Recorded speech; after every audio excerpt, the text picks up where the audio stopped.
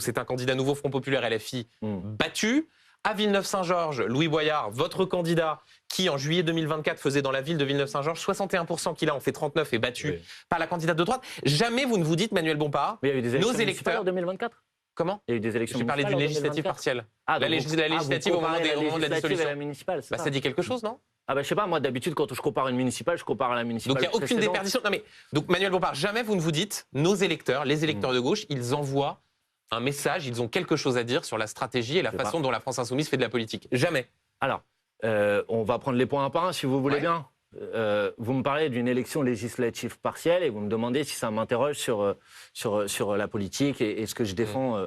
Comme vous recevez une porte-parole du gouvernement tout à l'heure, j'espère que vous l'interrogerez sur le résultat bien évidemment. Du candidat macroniste à la législative partielle de dimanche dernier, dans lequel ils ont fait à peu près 10%. Absolument, à Boulogne. Je suivrai avec attention tout à l'heure si vous lui posez la question ou pas. Ça m'intéressera de le savoir. Pour le reste, en ce qui concerne cette élection municipale partielle dont vous êtes en train de me parler, la gauche toute unie, toute rassemblée, aux élections municipales de 2020, faisait 27%, d'accord, au deuxième tour. Louis Boyard, candidat à la tête d'une liste insoumise, fait 38%.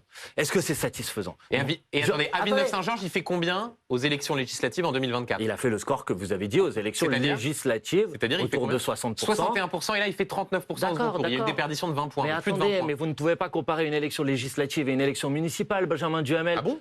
Si vous voulez que je vous dise des chiffres sur Villeneuve-Saint-Georges, il n'y a pas de problème, je les connais tous par cœur, d'accord? Aux élections législatives de 2022, sur cette même commune, c'est la droite qui est en tête. Aux élections régionales de 2021, sur cette même commune, c'est la droite qui fait plus de 60%. Et aux dernières élections municipales en 2020, sur cette même commune, c'est la droite qui fait quasiment 70%. Donc vous pouvez me dire que la situation était telle qu'on aurait dû gagner à tout prix. Non, parce qu'en fait, on partait d'une base... François Hollande, il dit « Le pays a besoin d'action et de progrès, pas d'élection », en mettant en avant le fait que votre stratégie est de vouloir à tout prix obtenir une présidentielle. Moi, je suis démocrate, vous voyez, donc quand il y a un point de blocage dans un pays, je pense que c'est bien qu'on fasse des élections. Qu'est-ce qu'il propose, M. Hollande? C'est qu'on ne fasse pas d'élections. La priorité, c'est une nouvelle présidentielle? Puisse continuer à confisquer le pouvoir, à ne pas respecter le résultat des élections. Non, moi, je suis désolé. Parfois, on peut perdre dans des élections, c'est vrai. Mais moi, je crois qu'il faut des élections. Monsieur Bompard, la priorité, c'est une nouvelle présidentielle ou c'est d'essayer d'améliorer le quotidien des Français, même si ce n'est pas autant que vous le souhaitez? Mais les deux, Guillaume Daré, et précisément pour améliorer le quotidien des Français, je crois que ça passe par le départ